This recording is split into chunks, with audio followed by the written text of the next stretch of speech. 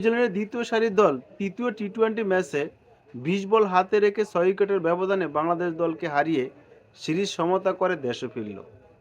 এই হারের পিছনে বাংলাদেশের কারণ কি? অনেকে বলতেছে মেহেদী যেই ক্যাচটা ফিরিয়ে দিয়েছে জ্যাকবসের, এর কারণে ম্যাচটা হেরে গেছে।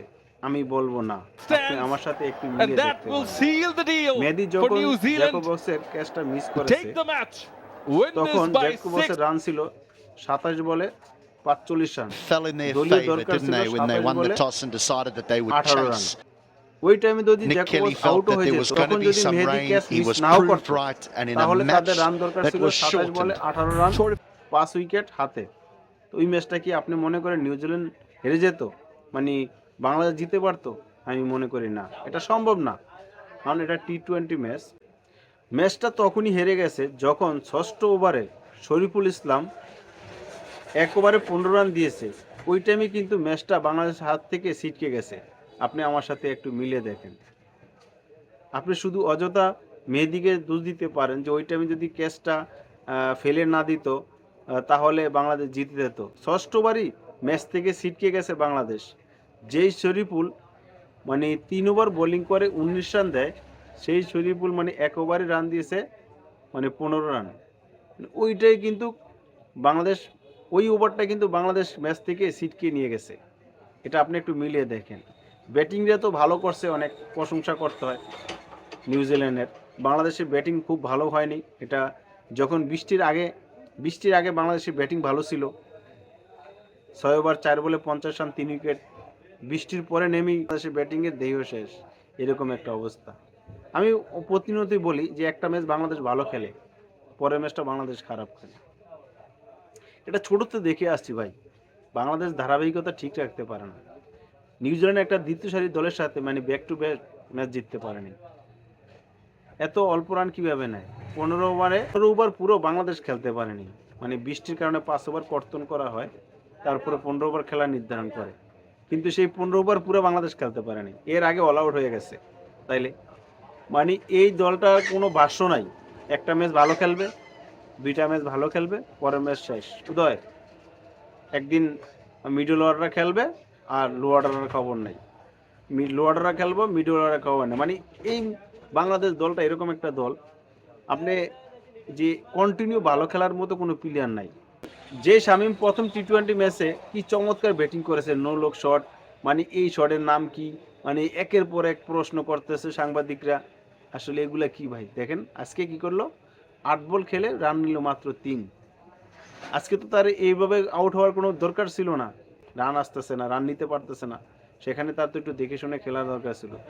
পরে যদি বাংলাদেশ সিঙ্গেল প্রতি বলে বলে রানও নিত, তাহলে স্কোরটা দাঁড়াতো মিনিমাম আপনার 120 থেকে 30 রান। সেই জায়গায় 103 রানে অল আউট হয়ে যায়। দ্বিতীয় তা তো একটা ভালো ব্যাটিং করতে পারেনি আজকে। মানে সবাই আজকে মানে কোনো রকমে একটি গাও বেসে খেলছে। এটাই বাংলাদেশের এই অবস্থা। আমরা প্রতিনিয়ত দেখি ভাই, প্রতিনিয়ত এরকমই দেখি। একটা ম্যাচ বাংলাদেশ ভালো খেলে, পরের ম্যাচটা খারাপ খেলে। নিউজিল্যান্ডের একটা দ্বিতীয় সারির দলের সাথে যদি এই অবস্থা হয়, তাহলে তাদের যদি প্রথম সারির দল আসতো, তাহলে বাংলাদেশ দলটার কি অবস্থা হতো? যেই নিউজিল্যান্ডে বাংলাদেশ যদি কখনো যায়, তখন দেখি যে এখানে কোনো পাত্তাই পায় না। কারণ তখন তারা প্রথম সারির দলটা নামায়, যার কারণে বাংলাদেশ পাত্তা পায় না। আর দ্বিতীয় সারির একটা দলের সাথে মানে জিততে পারলো না টি-20 সিরিজটা। ওয়ানডেটা তো কোনো মতে জিতছে, ঠিক আছে, কিন্তু টি-20টা জিততে পারে না। প্রথম ম্যাচ খেলেছে, একবার বাঘের মতো গর্জন দিয়েছে, সবাই তো হাল্লা চিল্লা শুরু করে দিয়েছেন, সবাই তো হাল্লা শুরু, হ্যাঁ না বাংলাদেশ দল ধারাবাহিক করতেছে, রেকর্ড করছে, নিউজিল্যান্ডের পর হারাইছে, মানে কি একটা হলুস্তা।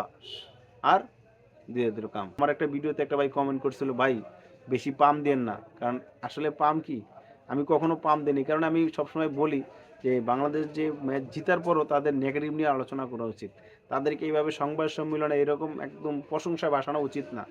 কারণ যখন দেখি আমি প্রতিটা ম্যাচ, আপনি ইতিহাস গাইডটা দেখেন, বাংলাদেশে এরকম প্লেয়ার খুবই কম দেখা যায়। মানে রেয়ারে আমরা দেখি যে ব্যাক টু ব্যাক ম্যাচে ভালো খেলে, খুব কম।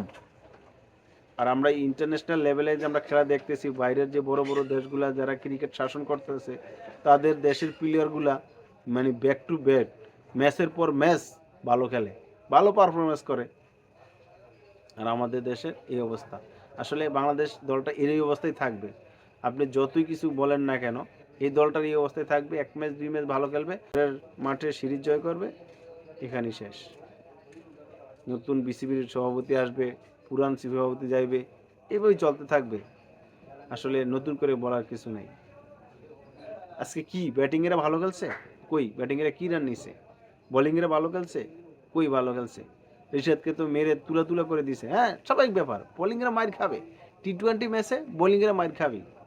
এটা দায়িত্ব নিতে হবে ব্যাটসম্যানদের। আপনি বোলারদের দোষ দিতে পারবেন না। এই যে শরীফুল একেবারে 15 রান দিছে, এটা শরীফুলের দোষ না। হ্যাঁ, নিতেই পারে, স্বাভাবিক ব্যাপার, নিবই।